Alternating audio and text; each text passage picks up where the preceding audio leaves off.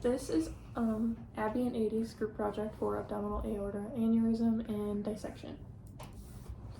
My three differences between these two protocols are: in order to get a dissection exam, the patient must have a symptom, and then in order to get the aneurysm exam, the patient doesn't need one.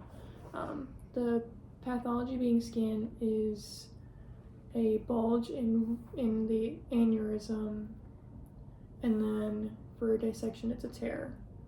And then for abdominal aortic dissection exam protocol, the sonographer checks for plaque, while the aneurysm protocol, the sonographer does not check for plaque specifically.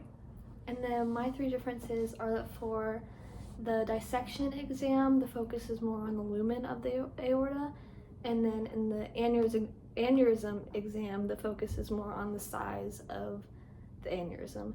And then the second difference is that if a dissection is found in someone, it is urgent for them to get further imaging, but if an aneurysm is found in someone, it's not as urgent.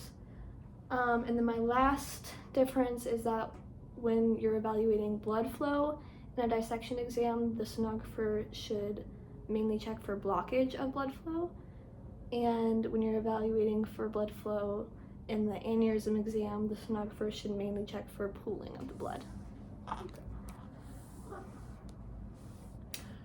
So my three similarities: the first one is that in both protocols, the patient can't eat prior to the exam. The second one is that in both protocols, a 2 to 6 megahertz curvilinear or phased array transducer is typically used. And my last one is that in both protocols, the patient has to be supine or decubitus to get scanned. And then for my similarities in both protocols, transverse and longitudinal images are taken. B mode is utilized to scan the aorta, and then also color Doppler is used to detect blood flow in the aorta to check for thrombosis or dissection. So then the three most important components of an abdominal aortic aneurysm protocol. The first one is to make sure that you use the correct instrumentation and the optimal controls for the exam, and this is because if you use the wrong type of transducer with a frequency that's too high, you won't be able to penetrate far enough into the abdomen to see the aorta. And if your controls are not optimal, then you might miss something that you didn't see, which is not good. And then the second most important component of the abdominal aortic aneurysm protocol is getting the correct images and making sure to measure the aneurysm correctly. And this is because if the aneurysm isn't measured correctly or the wrong images are taken, then the patient might go misdiagnosed, which could cause them not to take the correct next steps. And then the last most important component of this exam is to make sure to use the ALERA principle, which is as low as reasonably achievable. And this is an important component of all exams, because using this principle helps you make sure to minimize any harm that could be done to tissues in your patient. For mine, I did initially a patient history is required in order to make sure an abdominal aortic dissection scan is necessary, because there are several genetic conditions that increase the probability of having a dissection. Some things to consider are whether or not the patient has a smoking history, genetics or family history, etc. In order to get the most optimal images of the aorta, the patient must fast for 6 to 8 hours before the ultrasound to decrease gas in the bowels and to improve image quality.